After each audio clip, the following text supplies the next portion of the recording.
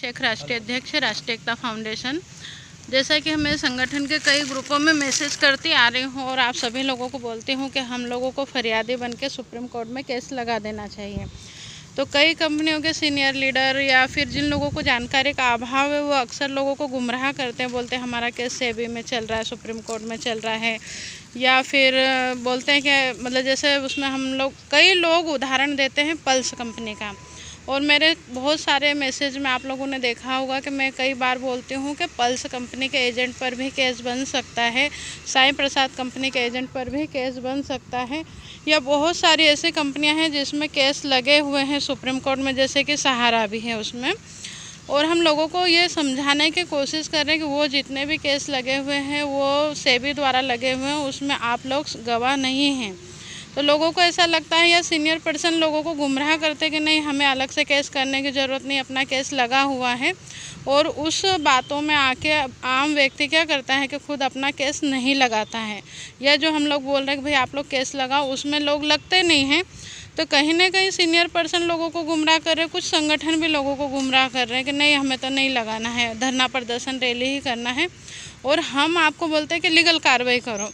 उसका जीता जागता एक उदाहरण मैं अभी दे रही हूँ। एक भाई साहब हैं, उनके पिताजी पल्स कंपनी में काम करते थे और अभी पिछले समथिंग 15 दिन पहले उन पे केस बना, शायद महीना भर हो रहा है ना।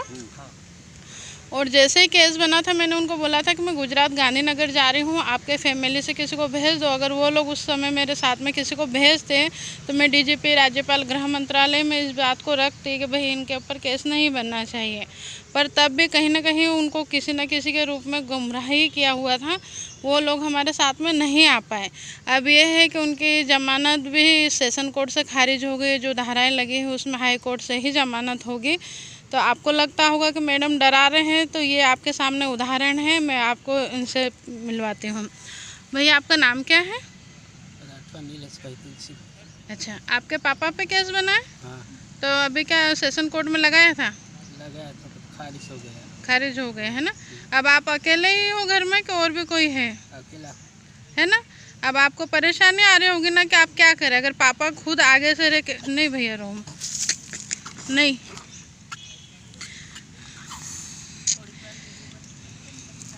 देखिए भाई साहब, अब आप मतलब ये स्थिति किसी और के ना साथ बीते। मैं कई मैसेज आप लोगों को दे चुकी हूँ। मैं अपना घर परिवार छोड़ के इसलिए बाहर घूम रही हूँ, मैं रातों को सो नहीं पाती हूँ कई बार। ये स्थिति आप देखें, मतलब ये तो और भी ठीक है कि जेंट्स है, कई जेंट्स ऐसे हैं एजेंट जिनके घर में सिर्फ मिसेस है या बूढ़े माँ बाप हैं।